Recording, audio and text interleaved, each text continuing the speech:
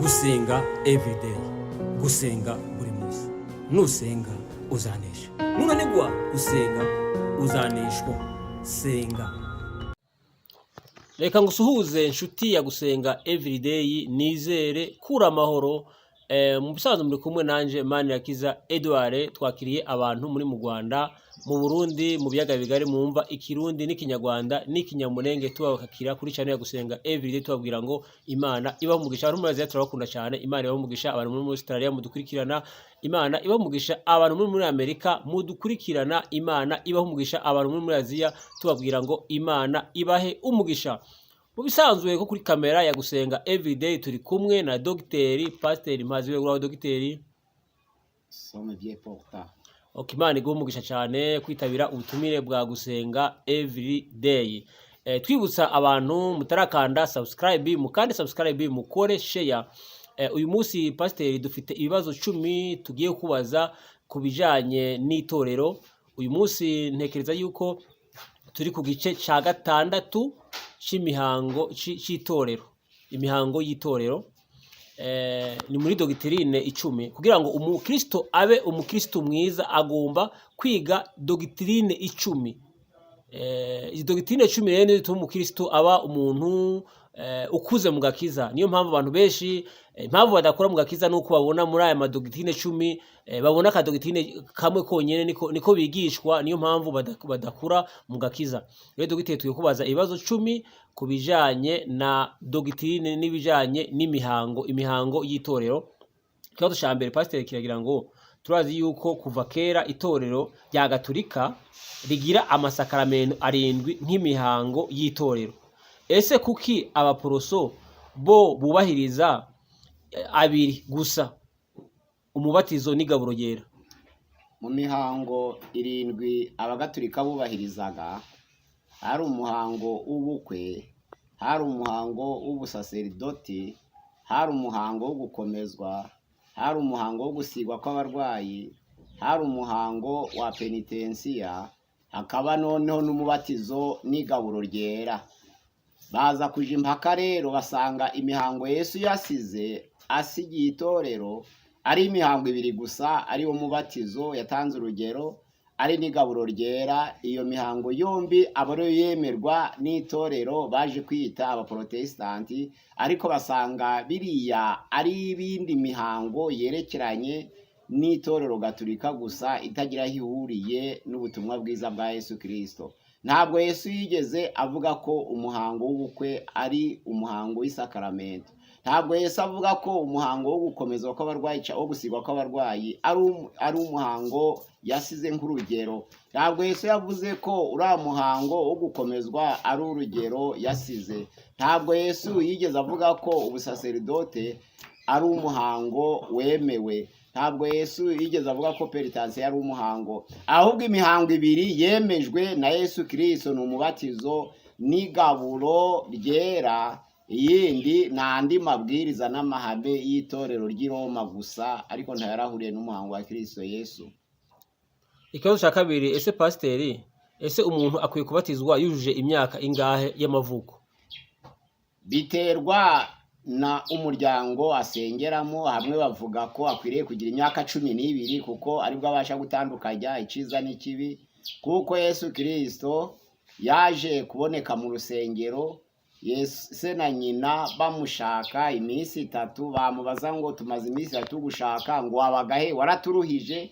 Bari baje mu minsi mikuru i Yerusalemu. Yesu arababwira ati igihe kirageze ngo mbe mu nzu ya data. Nubango kuko Yesu yamenye ko ari umwana w'Imana ku myaka 12, akabarirwa agaragaza ko atandukanye n'abantu. Abantu benshi bafatira kuri iyo myaka, abandi bagafatira ku bami bimikwaga mu isezerano rya kera, ku mwami Uziya, umwami Ahaziya. Bagiye bimikwa bamaze imyaka 7, 8.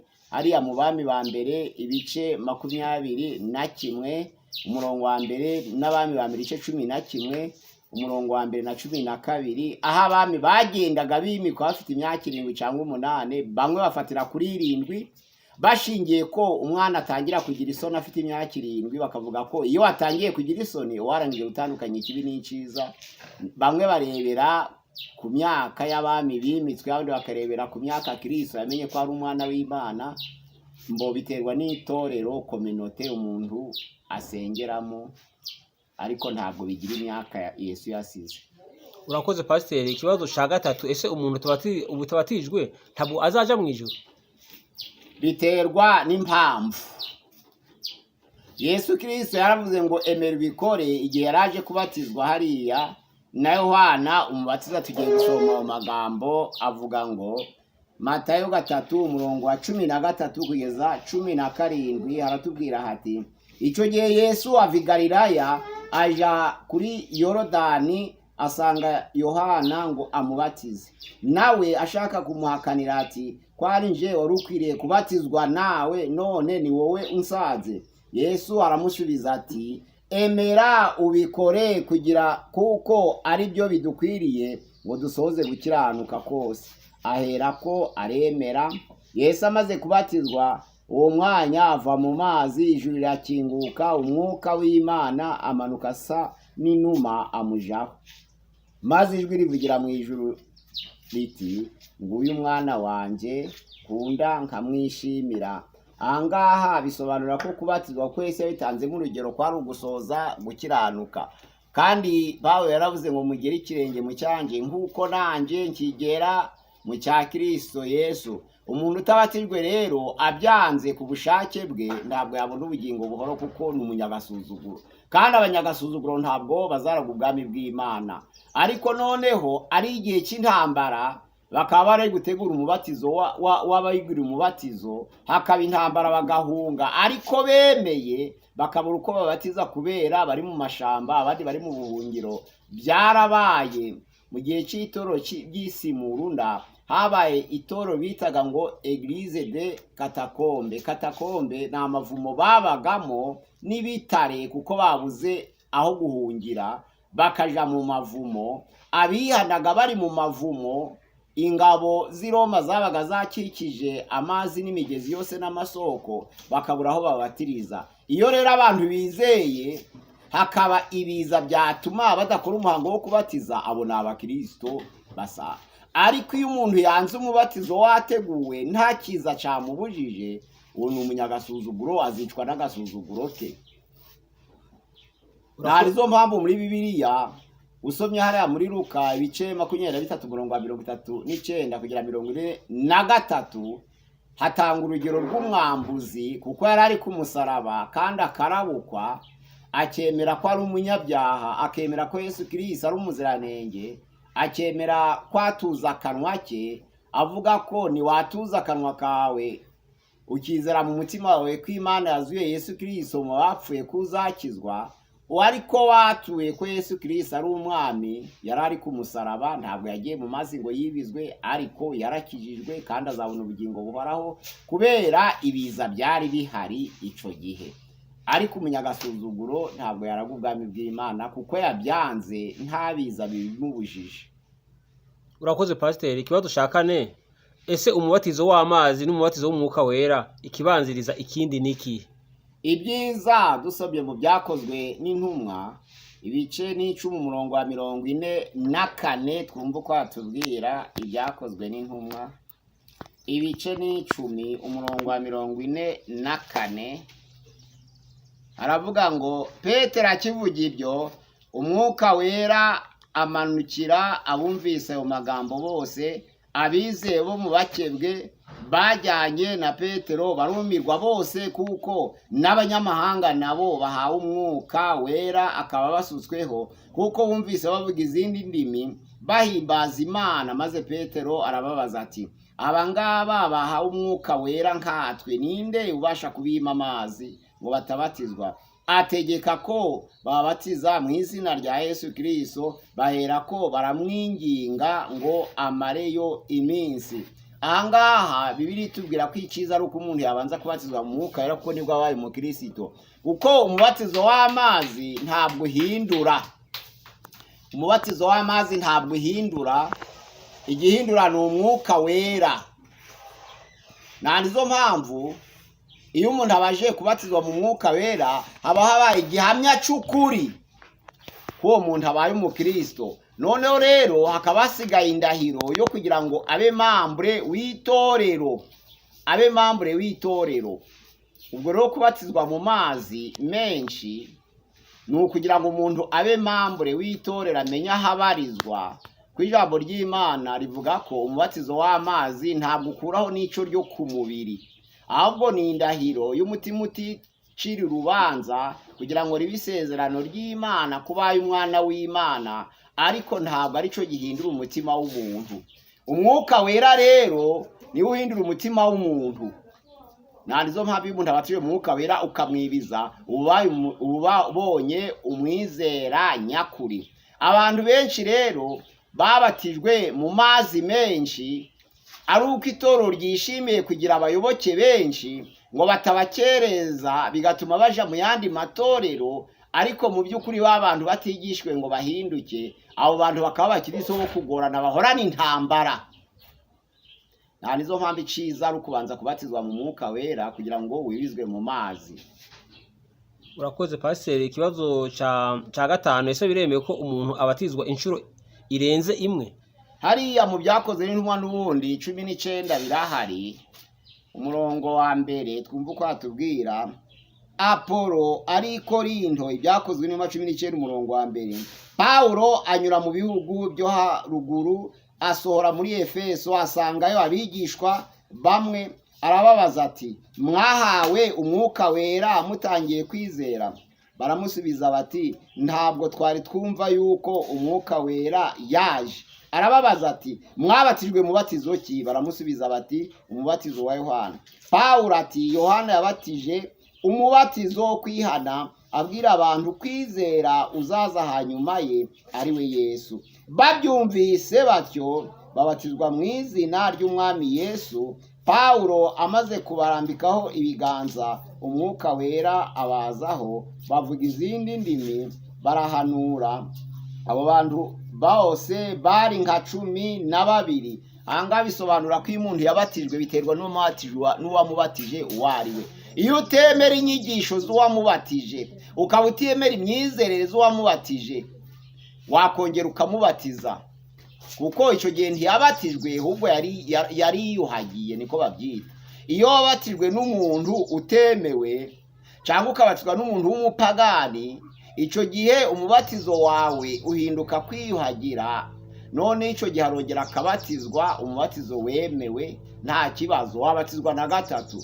Uko amatorero menshi yigize amadini y'ibinyoma ku buryo none abayanyuzemo batigeze baba abakristo, uwo muntu iyo yumvise ubutumwa bwiza bumugezeho, akumva hari ijambo rimucumise mu mutima we, akaza ati nkeneye kubatizwa nubwo naye narabatijwe, icyo gihe utemera imyizerere wamubatije, nawe uramubaza uti mwabatije mubatizo ki? Urabona Paulo ntabwo yemeye uramubatizo wa Yohana, kuko aravuze ngo uriya wari umubatizo wo kwihana ibyaha, ariko ijambo ry'Imana rivuga ngo arongera arabatiza, kandi na Yohana yarabatije yibiza, kuko ijambo umubatizo risobanura kwibiza. Ntabwo abantu bakoze ikimenyetso cyo mu gahanga bigeze babatizwa. Aho ni ukuri. Bakwiriye kongera gushakisha, bakongera bakibizwa, bakabona kwitirirwa umubatizo w'ukuri. Naho ikimenyetso cyo mu gahanga ni ikimenyetso cyo mu gahanga. Ijambo mu Kigiriki risobanura ngo batizo, batizeini, niho rikomoka, risobanura ngo kwibiza mu mazi. Ntabwo ari ukwibiza mu mavuta, ntabwo ari ukwibiza mu mata, ntabwo ari ukwibiza mu mucanga, ahubwo ni ukwibiza mu mazi menshi. Nicyo cyemewe kwitwa umubatizo, kuko ririya jambo rya batizeini ririmo na benyware, iciyuhagiriro. Umuntu wabatijwe rero mu kindi kitari amazi ntabwo yabatijwe. Kandi noneho kubatiza kabiri, navuze ko ari uko utemera imyizerere y'uwabatije uwo muntu. Bire kongera kumwibiza nubwo byaba gatatu, nubwo byaba kane, nta kibazo. Urakoze pasiteri. Ikibazo cya gatandatu, ese itorero rikwiye gutegura umuhango w'igaburo kangahe mu mwaka? Biterwa nuko babyumvikanyeho. Ntabwo Yesu mu byanditswe byera yadusigiye igihe tugomba kumara kugira ngo twongere twegere igaburo ryera, kuko Bibiliya iravuga ngo uko muteranye. Ubwo ni ukuvuga ngo ababikora neza twavuga ko ari abaneo apostolike, kuko bo babikora uko bateranye. Yesu yaravuze ngo uko muteranye, ariko ntabwo yavuze ngo hahise igihe kingana iki. Abantu bashobora kudesida gufata umwanzuro wo guterana hahise umwaka. abandi bagafata umwanzuro wo guterana hahise ukwezi, abandi bagaterana hahise icyumweru, abandi bagaterana hahise iminsi 3. Ariko Yesu yaravuze ngo nuko muteranye. Icyo gihe muje munyibuka muri kwigaburo ryera, muri ku mubatizo nabwo ntabwo ari ikibazo. Iyo muteranye mugomba kwibuka. Urakoze pasiteri. Ikibazo cya 7, ninde ukwiriye kwegera igaburo ryera? Ukwiriye kwegera igaburo ryera ni umuntu wisuzumye akumva ko adafite umutima afite umutima utamucira urubanza.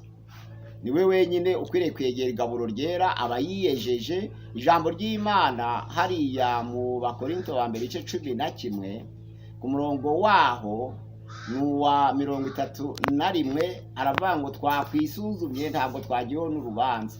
Nuwisuzumye akumva ko nta kibazo afite. Ntabwo ari uwarobanuwe n'abadiyakoni ngo bavuge ngo wowe ntukwiye bitewe n'ibyo wamuziho. Ibyo wamuziho ashobora kumva bitamurega kandi akaba yabyihannye muri iryo joro. Bashobora kuba babimuziho nk'ejo hashize yaza kwigaburo ryera, none bakamuhagurutsa ngo tukuziho ibintu, ibyo bintu yabyihannye nijoro ntabwo bikimurega. Uwo muntu rero kwegera igaburo ntabwo byari bikwiriye guturuka ku wundi muntu, byari bikwiriye guturuka ku muntu ubwe, kubw'umutima uticira urubanza. Uwo ngone wari ukwiye kwegera igaburo. Turebye kwa Kirangirwa 6 turasanga bamwe baja kwigaburo hahise icyumweru nk'abagatulika, abandi uko bateranye nk'abaneo apostolike, abandi rimwe mu kwezi nk'abapantekote, abandi rimwe mu mwaka nk'abadivantiste. Abo bose nta kibazo, haba rimwe buri munsi, haba rimwe mu cyumweru, haba rimwe mu kwezi, haba rimwe ku mwaka. Yesu ntabwo yadusigiye dere ngo hazaba igihe kingana iki. Yaravuze ngo uko muteranye muje mubikora abatya kugira ngo munyibuke. Baba babikoze ku mwaka, icyangombwa ni ukwibuka Yesu Kristo. Baba babikoze mu cyumweru, icyangombwa ni ukwibuka Yesu. Baba babikoze mu kwezi, icyangombwa ni ukwibuka Yesu. Ariko kuko Yesu atasize dere, abantu bakwiriye kubikora kubw'urwibutso, si ngombwa kubara. Urakoze pasiteri. Ikibazo cya 8, ninde ukwiye gutanga igaburo mu itorero? Umuntu ukwiriye gutanga igaburo ni umutambyi, ni umukristo wabyawe ubwa kabiri.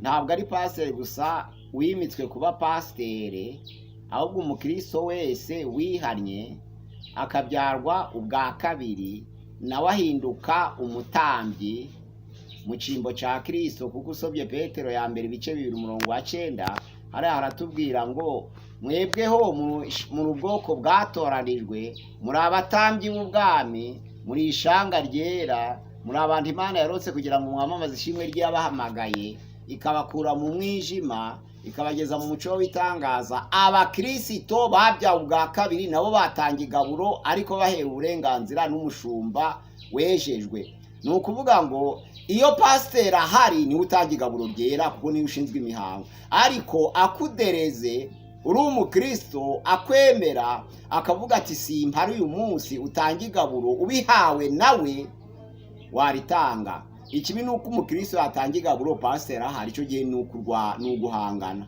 Ariko ari pasiteri wamudereze kubera impamvu runaka yaritanga, cyangwa se habaye ibiza byatuma abakristo batatana bagakwirakwira amahanga yose. Iyo umukristo yahungiye muri Senegal cyangwa muri Zimbabwe cyangwa muri Afurika y'Amajepfo agasanga nta bapasiteri bariyo, icyo gihe yakwihanisha abantu, akababatiza, akabaha n'igaburo ryera, akanabakora n'indi mihango y'uruhande yo gusezeranya iyo pasiteri adahari muri icyo gihugu. Ariko iyo begeranye bahamagara pasiteri kugira ngo abe ari ubatiza bihanye, aba ari we unabaha n'igaburo ryera. Ubwo rero ikibi ni agasuzuguro. Ariko pasiteri yaderega umukristo nawe agatanga igaburo mu gihe runaka, cyangwa mu gihe cy'ingwiririzi runaka, cyangwa mu gihe cy'ibiza runaka. Urakoze pasiteri. Ikibazo cy'ishenda, ese ni ngombwa ko kwigaburo ryera dukoresha umukati n'ingano gusa, nta wakoresha ibindi atari ingano? Icyatumye Yesu ahitamo gukoresha umugati nuko i Galilaya avuka hari ingano nizo zeraga kurusha ibindi.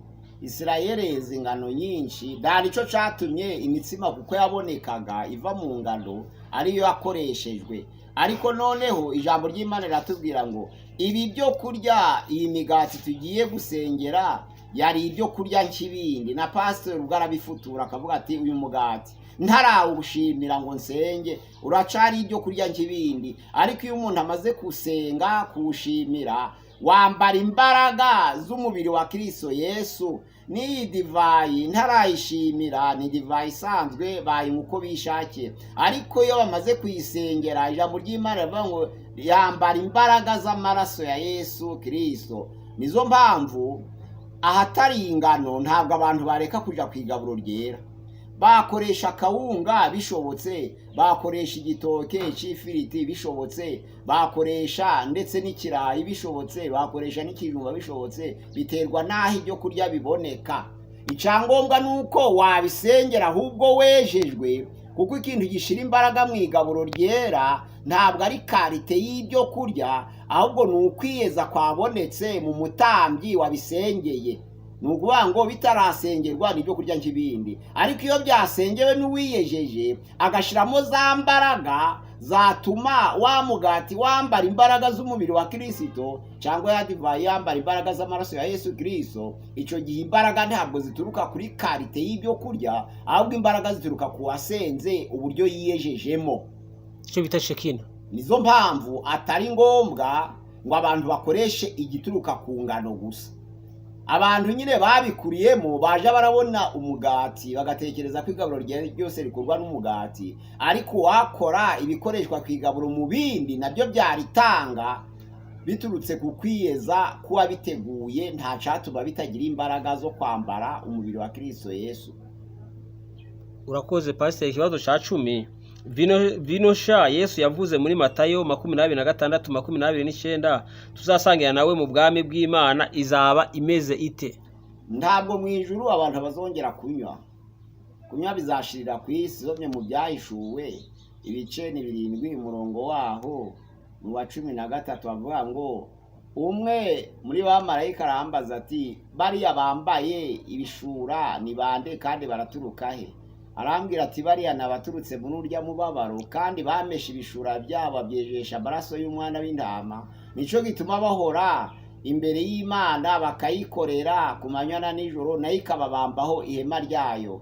Ntibazicwa n'inzara ukundi, ntibazicwa n'inyota ukundi, ntibazicwa n'izuba ukundi cyangwa icokere, kuko umwana w'intama uri hagati ya yantebe azabaragira akabuhira amasoko y'amazi y'ubugingo, kandi Imana izahanagura amarira yose ku maso yabo. Bisobanura ngo Imana izahanagura amarira yose ku maso yabo, kuko batazongera kurya, batazongera kunywa, bazamaze gushira ibiruho yose y'isi, kuko nta kunywa kuba mu ijuru. Bamwe bavuga ko mu ijuru abantu bazongera bakanywa bagasabana mu byo kurya, bakarya ibyo kurya bindi, ariko ntabwo ari byo, ahubwo vino nsha nuko Yesu ari umuzabibu w'ukuri, noneho natwe tukaba turi amashami. Noneho rero yashatse kuvuga ibyo kurya by'ubugingo. Tuzaba turi mu ijuru, azaba ari umunezero gusa. Ico yise vino sha ni ibyo kurya by'ubugingo, ntabwo ari ibyo kurya by'umubiri. Ara muri Yohana ibice ni 4 umurongo waho wa 32 aravuga ngo mfite ibindi byo kurya mutazi.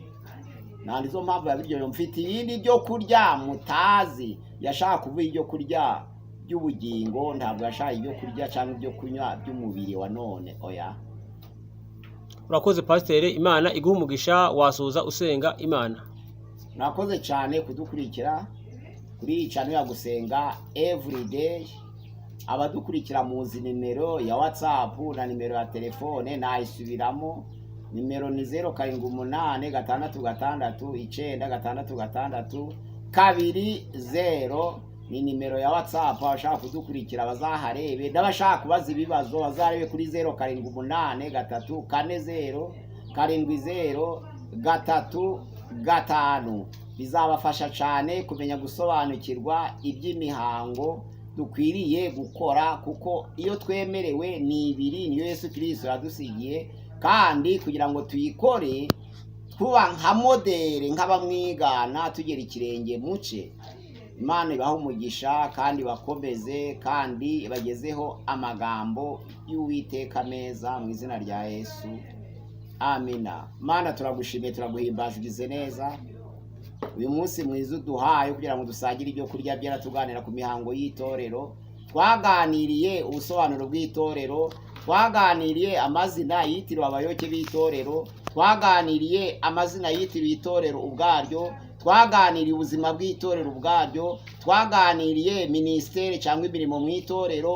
Ubu twari twageze ku gice cy'imihango mu itorero. Twumvise ko imihango Yesu yadusigiye ari umubatizo wo mu mazi menshi n'igaburo ryera, ariyo mihango Yesu yakoze kandi akayisiga.